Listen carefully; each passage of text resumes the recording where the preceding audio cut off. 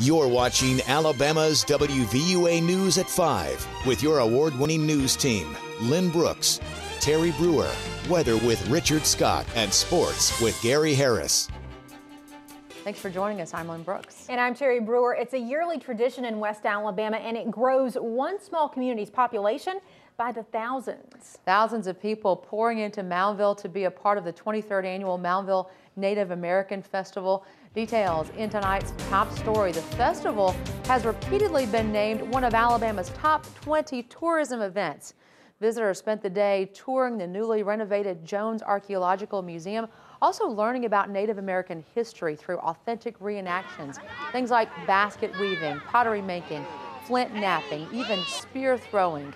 Festival director Betsy Irwin told us her staff has gone into great detail, making sure this year's event is as historically and currently accurate as possible. We have some very traditional people that are here that they can learn dances or different crafts from, and then we also have some modern contemporary artists, so they get a little bit of everything from the past to the present. I'm enjoying Moundville. This is my second time here, and I like my new thing I got, and I was so excited about coming here, and I get to be with my friends. Out of it. The festival will continue through Saturday, October 8th at Moundville Archaeological Park. For information, call 205-371-8732. After Alabama's new immigration law was upheld in court, many construction companies and contractors saw a decrease in their workforce. That's according to the Tuscaloosa Home Builders Association. Officials say many skilled laborers have abandoned their jobs in West Alabama to find a place without a strict immigration law. Blake Corder, president of the HBA, says this could cause a problem when tornado reconstruction picks up.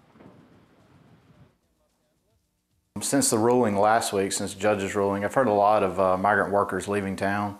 Haven't really noticed a supply issue right now because the reconstruction in the tornado areas really hasn't taken a good hold. So we're kind of anxiously waiting to see what's in store.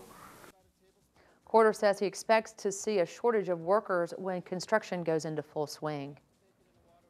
Now the latest on debris removal across the city of Tuscaloosa. The Army Corps of Engineers is no longer collecting debris. City officials say more than 97% of debris has been removed through Operation Clean Sweep.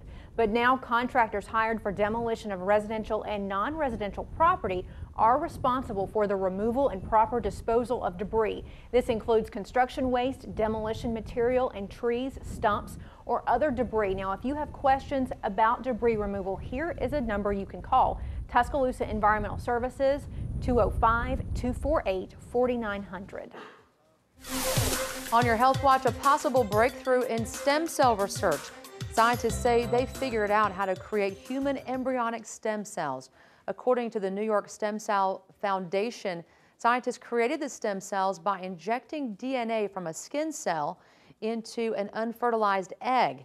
Researchers say they hope this could lead to personalized cells that can be transplanted to replace damaged cells. Friday marks the 10th anniversary of the Afghanistan War. On October 7th, 2001, the U.S. and its allies invaded Afghanistan in response to the 9/11 terrorist attacks. More than 2,700 U.S. and coalition troops have died in the war over the past decade. Since the start of the war, Taliban leaders have been forced out of power and Osama bin Laden has been killed, but the future of the country is still unclear. President Obama has said U.S. combat operations in Afghanistan will end by 2014. Steve Jobs' life is being remembered all around the world. Apple fans are mourning Jobs and remembering him as a visionary. October 14th has been declared Steve Jobs Day. That's the same day the new iPhone 4S goes on sale. According to the Steve Jobs Day website, people are encouraged to dress in Jobs' trademark jeans and black turtleneck. Apple's co-founder says he will always remember Jobs as a loving family man. Who died in a car crash. He was a very good father, and and when he spoke to me about his kids and his interactions with them, and he knew what it took. Same thing with Apple. And it took a lot of privacy, really, to allow Apple to develop good things the right way. So. Jobs was 56 years old. He leaves behind a wife and 4 children. In Washington, President Obama says the economy has weakened since the start of this year. In a press conference earlier today, Mr. Obama challenged Republicans to explain what part of his jobs package they oppose. The president says his $447 billion jobs bill would create 1.9 million jobs. A Democratic proposal would pay for his plan by imposing a surtax on taxpayers who make more than $1 million. The president said something has to be done to help the fragile economy. Our economy really needs a jolt right now. This is not a game. This is not the time for the usual political gridlock. The problems Europe is having today could have a very real effect on our economy at a time when it's already fragile.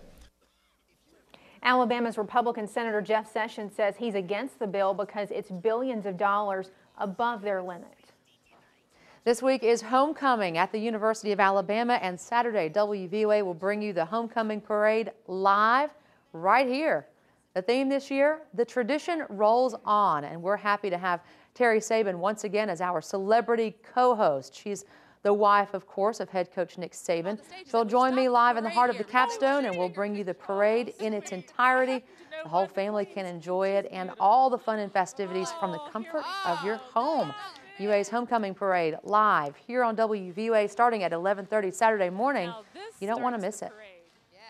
And Saturday is packed with fun activities for the whole family at the Capstone. Bryant Museum will be open from 9 a.m. until 6 p.m. While you're there, you can meet Delbert Reed, author of When Winning Was Everything. He will be signing copies of his book from 1 p.m. until 4 p.m. and from 2:30 until 4:30. Keith Donovan will sign copies of his book, America's Quarterback, Bart Starr, on the southeast side of the quad. There will be an autograph tent with members of the softball and women's tennis teams starting at 4 o'clock, and at around 3:45, the Walk of Champions in front of Bryant-Denny Stadium. Gates to the stadium open at 4 o'clock. The elephant stomp will fill the quad on the steps of Gorgas Library starting at 5 o'clock. Bama's game against Vanderbilt kicks off at 6 o'clock.